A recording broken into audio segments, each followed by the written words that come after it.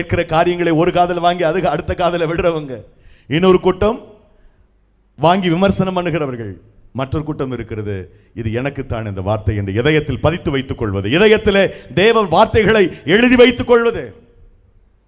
ஆகவே கீழ்ப்படிவது, தேவனுடைய சித்தத்தை, பிதாவுடைய சித்தத்தை செய்கிற மூத்தவனா இளையவனா என்ற போது கீழ்ப்படிந்தவன் தன் தகப்பனுடைய சித்தத்தை செய்தான்.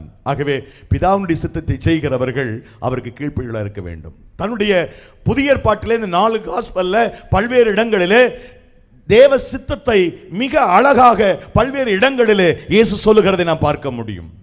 இறுதியாக சொன்னார் மத்தேயு 7வது அதிகாரத்தில் 21 தொடக்கம் நீங்கள் வாசித்து பார்த்தால்,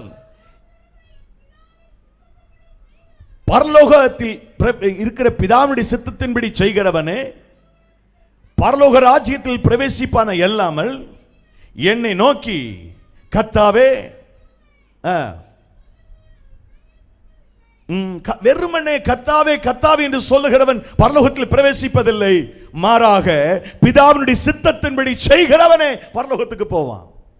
பரலோகத்துக்கு போகணும்னா பிதாவினுடைய சித்தத்தை நாம் செய்ய வேண்டியது அவசியம். யார் பிதாவினுடைய விருப்பத்தை நிறைவேற்றுகிறார்களோ அவர்கள் நித்தியத்திற்கு போய் விடுவார்கள். ஒரு பெரியவர் எனக்கு சொன்னார், பரலோகத்துக்கு போனா 3 அதிர்ச்சி காத்திருக்கும். முதல் அதிர்ச்சி என்னன்னா, யாரெல்லாம் பரலோகத்தில் இருப்பாங்கன்னு நம்ம ஒரு லிஸ்ட் வச்சிருப்பவங்கள மனசுல, அவங்க ஒருத்தருமே இருக்க மாட்டாங்களாம். முதல் அதிர்ச்சி. இரண்டாவது அதிர்ச்சி என்னன்னா, இவன்லாம் வரவே மாட்டான் பரலோகத்துக்கு நம்ம ஒரு லிஸ்ட் வச்சிருப்போம் இல்லையா, அவங்கள நமக்கு முன்னாடி இருப்பாங்களாம். மூணாவது ஒரு பெரிய அதிர்ச்சி என்னன்னா, நாம பரலோகத்தில் இருப்போமா? ஏன்னா நம்ம